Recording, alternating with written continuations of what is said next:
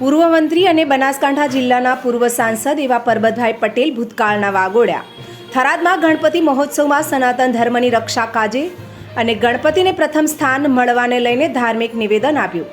ત્યારે થરાદમાં ગણપતિ મહોત્સવમાં હાજરી આપી મહાઆરતી અને હવનમાં હાજર રહી પુણ્યનું ભાથું બાંધ્યું। પરબતભાઈ પટેલે સનાતન ધર્મની જાળવણી માટે લોકોને આહવાન કર્યું।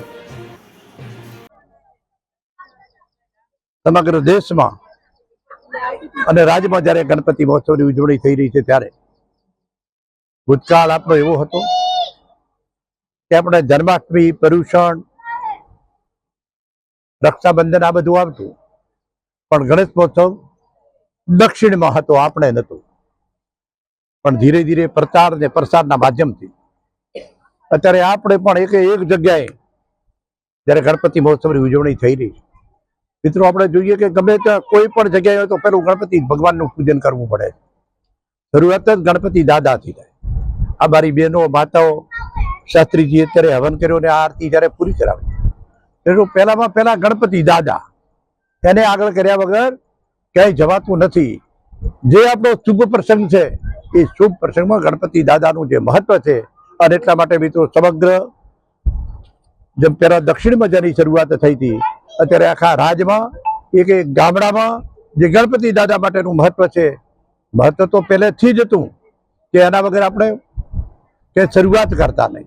પણ જે આપણે મહોત્સવની ઉજવણી, કેમ કે આપણે આઝાદી મળી, સ્વરાજ મળ્યું, પણ સ્વરાજની અસર આપણે ઘણા વર્ષો પછી થઈ। એમ આમાં પણ ધર્મની બાબતમાં ધર્મ મારી બહેનો થકી ટક્યો, એમના થકી જ ધર્મનું રક્ષણ, જતન બધું બહેનો થકી થાય છે। એમણે જે કંઈ કર્યું છે એટલે પહેલેથી જ જ્યારે આપણી પાસે પૈસા નહોતા, આજ થરાદની વાત કરું કે હું અહીં મિત્રો 63 સાલમાં થરાદમાં આવ્યો છું, 7મામાં ભણવા માટે। ત્યારનું મારું થરાદ, હું નોકરી કરું ત્યાં સુધી નળ કનેક્શન અહીં નહોતો, સંડાસ તો કોઈ ઘેર હોય જ નહીં, બંગલો। આજે છો ત્યારે એમ હતું કે આત્મા કેટલા રહેવા જશે, કોણ રહેવા જશે, અત્યારે બધા ઘર ભરેલા છે। થરાદનું ડેવલપમેન્ટ આપણી શાંતિની આભારી છે। અને મારા મિત્રો એ પણ કેવું છે કે આ સુધીના દેશમાં સમગ્ર વિશ્વમાં સનાતન ધર્મ મોટામાં મોટો ધર્મ છે, અને હિન્દુસ્તાન એ તમામ પ્રજા ધર્મપ્રેમી જનતા છે। સનાતન ધર્મમાંથી બધા ધર્મો જુદા પડ્યા છે, પણ જ્યારે સનાતન ધર્મ થકી જે કંઈ કામ થાય છે, અને એને લીધે આપણે બધા જ ધર્મના પ્રસંગોમાં અત્યારે તો હવે મારી બહેનો પાસે પણ કામ રહ્યું નથી, આપણને કામ એક ખૂબ બધું છે કે મારા છોકરાને ભણાવવાનું, લેવા જવાનું, મૂકવા, કે મંદિરોનો પુનરુદ્ધાર થતો હોય। રામ મંદિરની વર્ષો પહેલાની જે આપણી 500 વર્ષથી જે માંગણી કરતા હતા, જે મિત્રો પૂરું થયું હોય, વિશ્વકર્માનું મંદિર હોય, મહાકાળ ઉજ્જૈન હોય, અને કાશી વિશ્વનાથ પહેલા પણ જતા હશો ને અત્યારે જતા હશો, સોમનાથ ભગવાન, આ બધું જે મિત્રો થયું છે।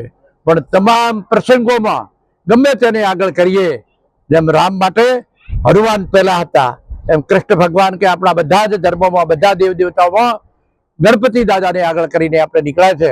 આજના મિત્રો શુભ પ્રસંગે મને ભાઈ આદાભાઈએ સમાચાર આપ્યા કે અત્યારે હવન છે, એટલે જ હું અહીં આવ્યો। એટલે એ તમારા વચ્ચે આવવાનું થયું।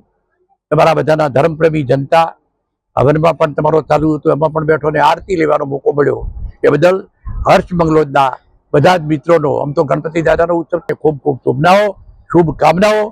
બધા ધર્મની રક્ષા થાય, જેમ આપણે ગૌ માતાની રક્ષા કરવાની વાત કરીએ છીએ, એમ તમામ જગ્યાએ બધાનું ભલું થાય, એ જ આપણું ભલું છે। આંગળી ચિંતાનું પુણ્ય છે, તો બધાના ભલામાં ભાગ રાખીને આપણે ચાલીએ।